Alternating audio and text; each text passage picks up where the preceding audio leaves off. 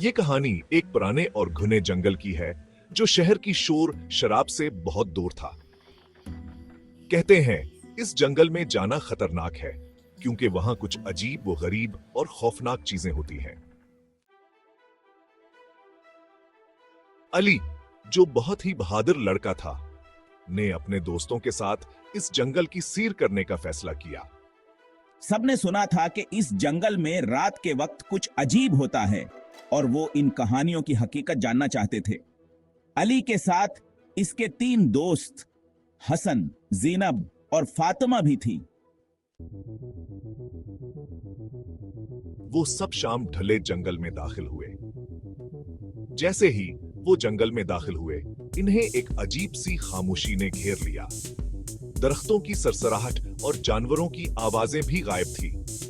वो आगे बढ़ते गए और जंगल के अंदरूनी हिस्से में पहुंच गए।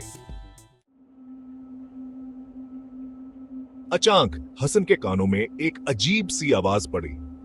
इसने दूसरों को बताया, लेकिन किसी ने इसकी बात पर कान न धरे। वो सब आगे बढ़ते गए।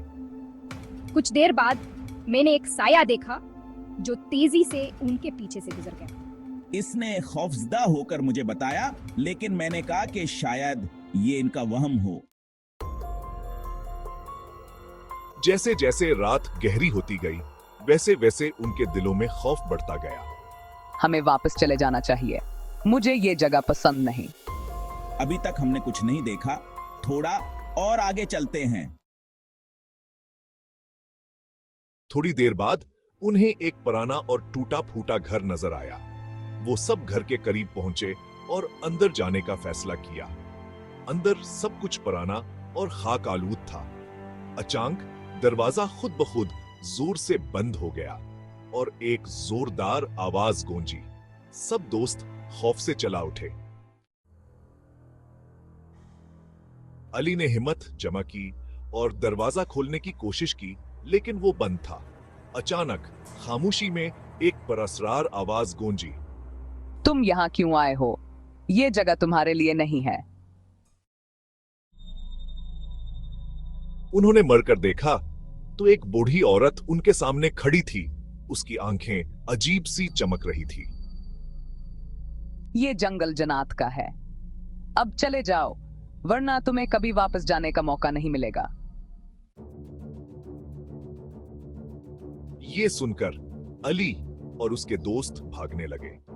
उन्होंने बहुत कोशिश की और दरवाजा खोलकर बाहर निकलने में कामयाब हो गए। जैसे ही वो जंगल से बाहर निकले, उन्होंने पीछे मुड़कर देखा तो घर और बूढ़ी औरत गायब हो चुके थे।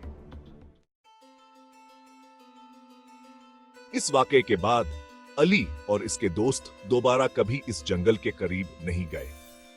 उन्होंने सीख लिया था कि कुछ कहानियां वाकई सच्ची होती हैं और कुछ जगहों पर जाना वाकई खतरनाक होता है।